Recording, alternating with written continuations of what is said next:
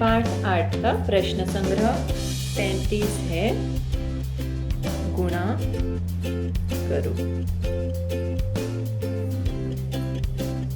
पहला उदाहरण दिया है गुणा का 16xy गुणा 18xy। तो हम इसमें गुणांक और चरांक दोनों अलग अलग कर लेते हैं।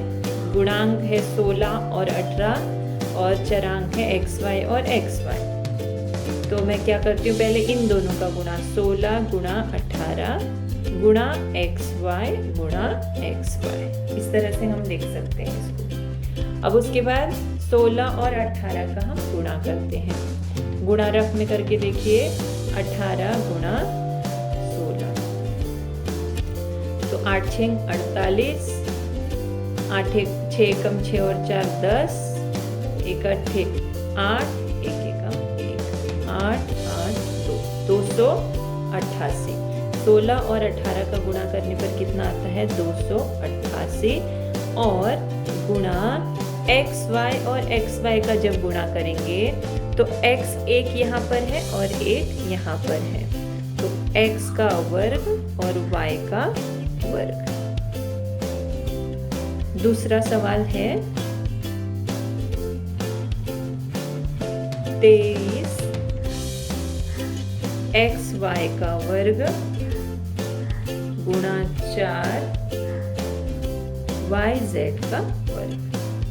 तो यहाँ पर भी ऐसे ही 23 गुणा 4 गुणा xy का वर्ग गुणा z का वर्ग। और उसके बाद क्या करेंगे, 23 गुणा 4 करेंगे। 23 गुणा 4 कितना होता है, 4 3 12, 4 दूनी 8 और 1 9, 92।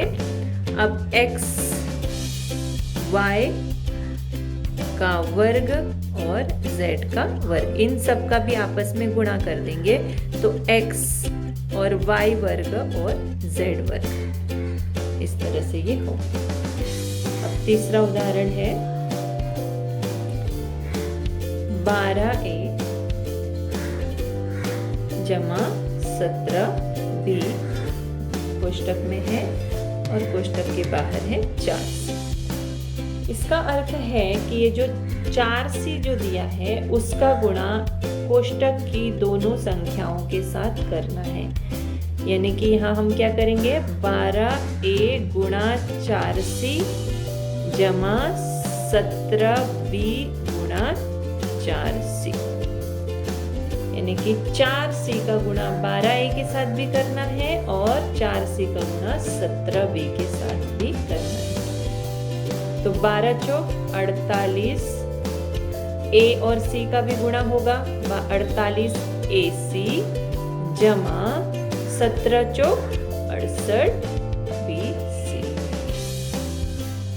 bc का भी गुणा होगा 17 और 4 का जिस तरह से गुणा हो, 17 चौक 68 और 68 bc। अब अगला देखते हैं हम चौथा सवाल है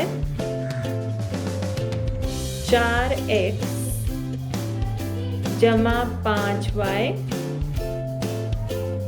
9x जमा 7y।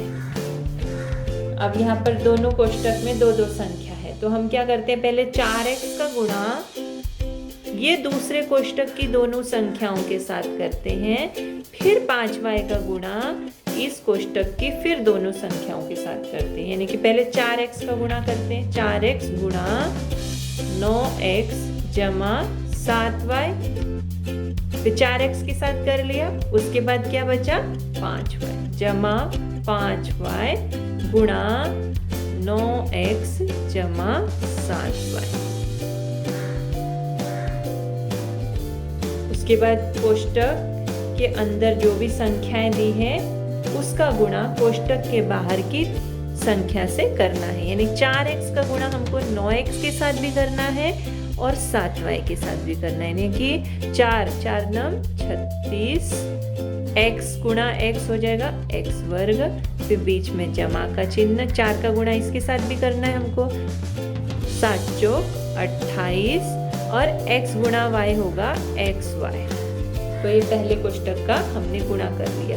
अब यहाँ पर कौन सा चिन्ह है, जमा, यहाँ भी जमा, तो यहाँ जमा 5 नम। अभी ये 5y का गुणा 9x के साथ भी करना है और ये 5y का गुणा 7y के साथ भी करना है। तो पहले 5y का गुणा 9x के साथ करते हैं। 5 नम हो गया 45 और y गुणा x कितना, xy। फिर बीच में जमा का चिन्ह, 5 गुणा 7, 5 सत्ते 35, y गुणा y कितना, y का वर्ग। उसके बाद है 36x का वर्ग। अब ये दोनों पद जो है वो सजातीय पद हैं। इन सजातीय पदों की संक्रिया हम कर सकते हैं, यानी कि इन दोनों के बीच में यहाँ भी जमा है, यहाँ भी जमा है, तो चिन्ह भी जमा ही आएगा और इन दोनों को हमें जोड़ना भी है। 28 जमा 45, 8 और 5 13 और 2 और 4 6, 6 और 1 7, 73xy जमा 35y का वर्ग। तो इस तरह से ये हो गया हमारा सवाल नंबर 4। अब इसमें एक दूसरा सवाल दिया है, दूसरा सवाल उसमें पूछा गया है किसी आयत की लंबाई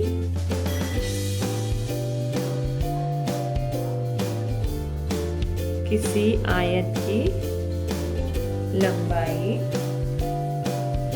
8x जमा 5 तथा चौड़ाई सेमी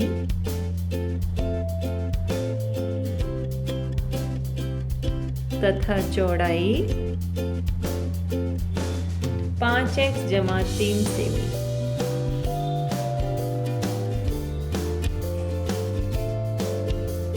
है, तो आयत का क्षेत्रफल ज्ञात करो। क्षेत्रफल ज्ञात करो। तो आयत की लंबाई है 8x जमा 5, चौड़ाई है 5x जमा 3। पहले तो हमें आयत का क्षेत्रफल, आयत का क्षेत्रफल का क्या सूत्र है, आयत का क्षेत्रफल बराबर लंबाई गुणा चौड़ाई। तो लंबाई कितनी है 8x जमा 5 गुणा चौड़ाई कितनी है 5x जमा 3।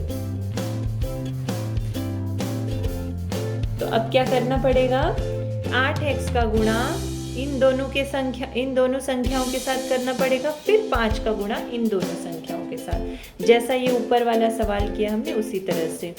तो बराबर 8x गुणा 5x जमा 3, फिर उसके बाद जमा 5 गुणा 5x जमा 3। अब उसके बाद कोष्टक के अंदर की संख्याओं का गुणा करेंगे, 8x का गुणा इन दोनों संख्याओं के साथ करेंगे, फिर 5 का गुणा इन दोनों संख्याओं के साथ। तो 8x गुणा 5x, 8 पंचे 40, x का x और x का भी गुणा होगा, x का वर्ग, जमा 8 तिया 24 x, यहाँ x भी है, जमा अब 5 का गुणा 5 के साथ, 5 बचे 25 x और जमा 5 तिया 15। अब अगला स्टेप क्या है, सजातीय पद एक साथ लेना है। तो सजातीय पद यहाँ एक साथ ही है, यहाँ पर इनकी संक्रिया करेंगे हम। तो बराबर हो गया 40x का वर्ग, यहाँ भी जमा है, यहाँ भी जमा है, तो जमा का ही चिन्ह आएगा और दोनों को जमा ही करेंगे, यानी कि 24 और 25 को जमा करेंगे तो कितना 49x जमा 15। तो आयत का क्षेत्रफल बराबर कितना हो गया, आयत का क्षेत्रफल बराबर 40x का वर्ग जमा 49x जमा 15 वर्ग सेमी। वर्ग सेमी जो है वो क्षेत्रफल की इकाई है।